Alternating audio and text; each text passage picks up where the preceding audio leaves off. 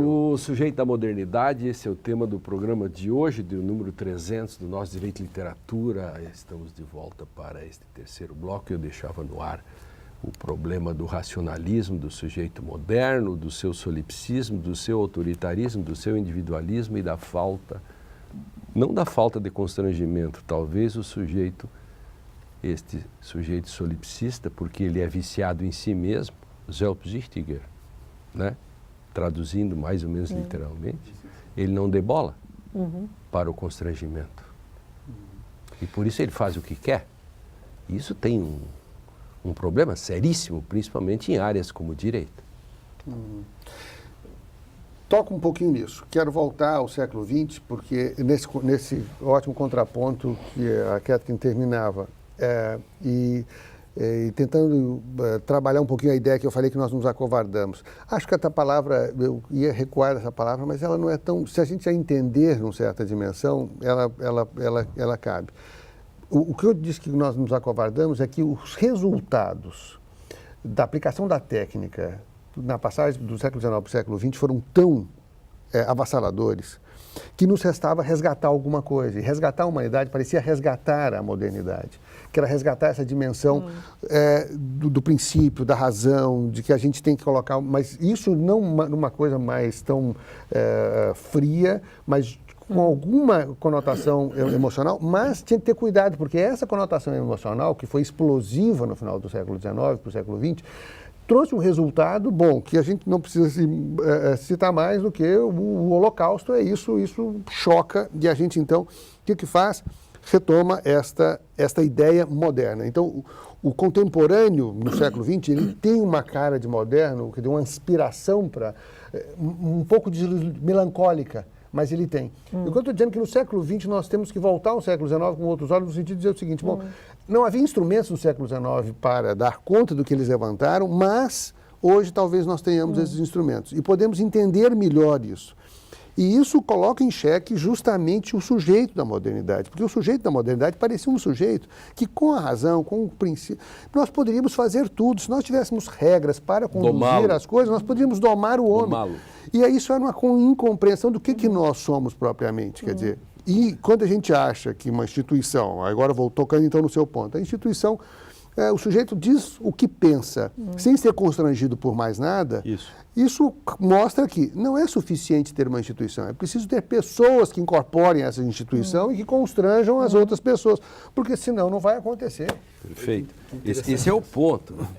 Isso é muito interessante, porque se eu vejo bem, eu vejo nesse ponto, em realidade, um conflito entre o sujeito e o próprio método. Olha, no direito penal, por exemplo, o momento em que a modernidade se mostra mais exuberante é no final do século XIX, onde alguns penalistas alemães, principalmente o Behling e o List, eles criam um método científico fundado, seja amarrado em elementos do ser, tentando constituir o direito ciência. O que eles querem é o seguinte, algo muito simples, previsibilidade. Se alguém comete um crime aqui no Rio Grande do Sul, com tais características, teria que receber a mesma pena se ele cometesse o mesmo fato no Tocantins. Tentando segurar a subjetividade ao máximo. Ao máximo. Aí a questão é, o método tem que ser capaz de transformar a justiça em algo previsível. A previsibilidade é um elemento da própria justiça. Não é? Isso que o Múcio chama a quantificabilidade da moral. Exatamente, exatamente. Mas talvez o que ele não contasse, que esses homens não contassem, efetivamente é com a força dessa dimensão da subjetividade diante do método. O sujeito vai tensionar isso todo o tempo, não é? E se me permitem, que não por favor. E que não é a força do indivíduo. Esse que é o interessante, porque de fato vocês têm toda a razão. O século XIX, a modernidade para as humanidades, as ciências humanas, chegou no século XIX, então ela chegou tardia, porque levou muito tempo. Então o século XIX é abundante em tentativas de tornar o humano científico. Né? E foi muito estabanado, porque a complexidade ia muito além dos recursos que ele tinha. Agora, isso que é conter a subjetividade, então, não é o indivíduo, porque não se dá conta que nós estamos falando do indivíduo e ele se diz, eu sou um indivíduo, que é uma invenção também recente. Posso entrar mas ali? É a massa, são as culturas, são as comunidades. Isso é o que é incontrolável. Claro. Não, É a subjetividade, não o indivíduo. O Musil leva isso mais adiante, né? Ele inventa essa figura ficcional, né, do homem sem qualidades que toma um ano de férias da vida, né? Então, o que significa esse ano de férias da vida? Ele se distancia de tudo aquilo que lhe é importante do ponto de vista profissional, né, a perseguição dos seus objetivos profissionais, etc. Isso é muito importante para a compreensão, né, da ação dentro desse romance. Nesse momento, ele se dá a liberdade de realmente levar a sério as possibilidades que nós temos de ver de pontos de vista e a partir de ciências ou de especialidades diferentes, né? Ele se distancia do seu matemática, engenharia, etc., né? E fica olhando, por exemplo, para esse processo contra, retornando ao direito penal, né? Do serial killer, né? Do Moosbrugger, a partir de pontos de vista diferentes, né? Ele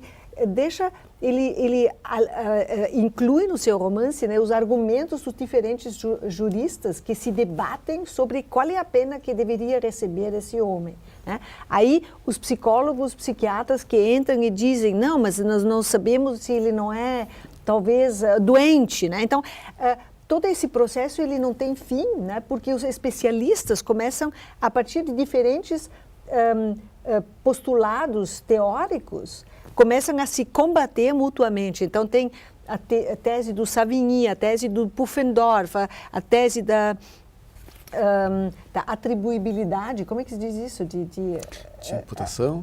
Isso, de imputabilidade. Então, ele vai incluir, né, de uma maneira irônica, né, lúdica, mas a coisa se torna cada vez mais séria, né? Então é muito gostoso no início, parece assim uma coisa inconsequente, né, de um jornalista que faz troça, né, da justiça, mas ao longo do romance, né, esse problema se torna um problema existencial, um problema sério, um problema que realmente diz respeito ao que o sujeito moderno pode ainda ser ou não, né? Então a segunda parte do romance ela volta para o teu problema do afeto, né, qual é o que é a nossa existência sem o amor? Sim, então, um tema muito pouco tratado a partir de Freud, né? Que as relações humanas não são só relações sexuais e eróticas, elas são relações que têm um amplo leque Agora, de veja de novo no gradações. século XIX. Os penalistas tentando previsibilidade. Eles estavam preocupados porque esse sujeito,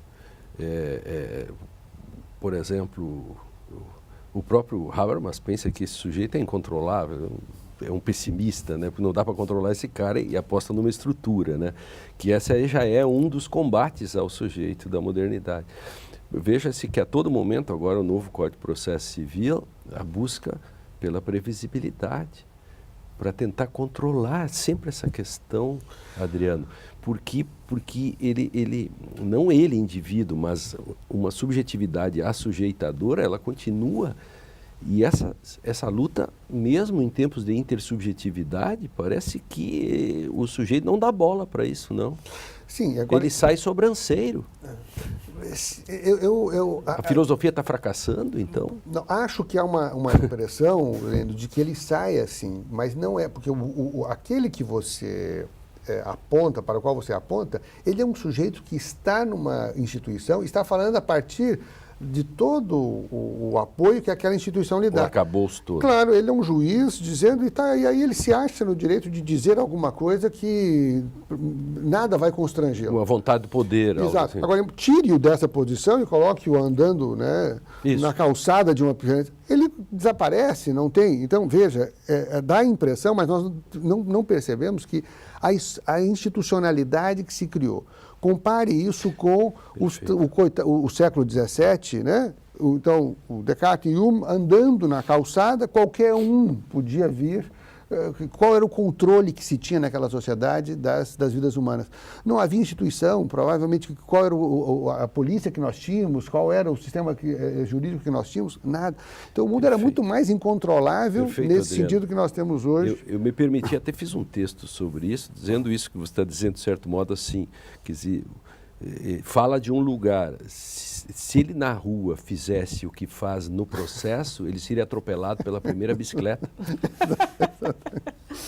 Claro, que ele desaparece, Fábio.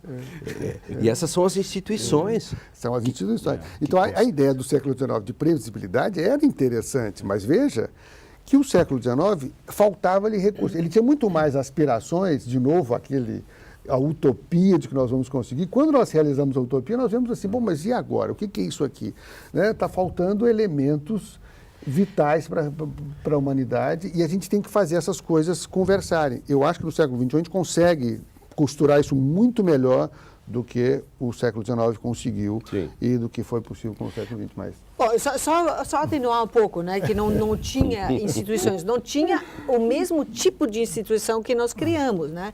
Por outro lado, as sociedades do Renascimento, por exemplo, do tempo do Descartes, eram muito mais institucionalizadas, só tinha outros nomes, tinha guildas, tinha prescrições jurídicas sobre o uso da vestimenta, quem podia ter quantas janelas, pagava impostos segundo a janela. Então, tem outro tipo de instituição, né, que tem outros nomes.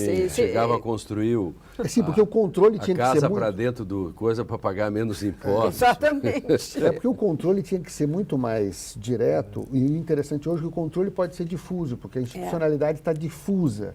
Então, nós podemos ter muitas diferenças porque as identidades estão muito firmes. Nós podemos ter pessoas circulando no mundo porque, na verdade, há muito mais coisas em comum construídas no modo como nós trocamos do que havia. Exatamente. Então, tudo mais voltado para a grande massa da população. Só uma nota para acrescentar, enfim, eu acho importante. Não é? Conta-se que em Roma havia um pretor que primeiro decidia, depois chamava os seus assistentes e dizia, agora fundamentem. Não é? Quando os penalistas desse momento se reúnem, o que eles querem lutar é justamente contra um direito que é qualquer coisa. O direito não pode ser qualquer coisa. O direito tem que ser algo racionalizado.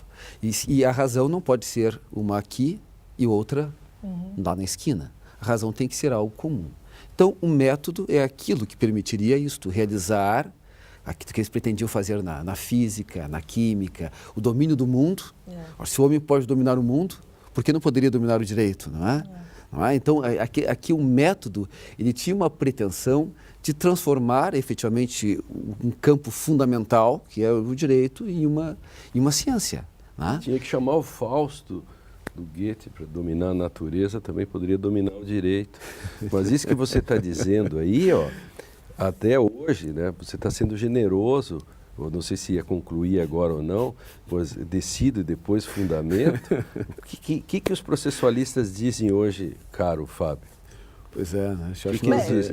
Mas acho que nós não estamos muito distantes de Roma. Né? Não, porque hoje eles dizem isso. Você fez direito há pouco, o que se dizia? Primeiro se fundamenta, primeiro se decide, depois fundamenta. Ou seja, o processo não vale nada, então, porque é só uma vontade de poder. Sim, correto? Mas para que serve? Para o segundo, para o outro, nós estamos terminando, para um outro bloco, a diferença importantíssima entre o nosso direito positivo, que nós estamos falando do homem subjetivo Descartes, e o mundo anglo-saxão. Aqui eu acho que vale a pena uma... Atenção, a pergunta foi posta já e eles mesmos vão responder. Vamos para um rápido intervalo para esse último bloco, programa de número 300, discutindo o sujeito da modernidade. O compromisso é do Adriano, que já botou a pergunta, nós já voltamos.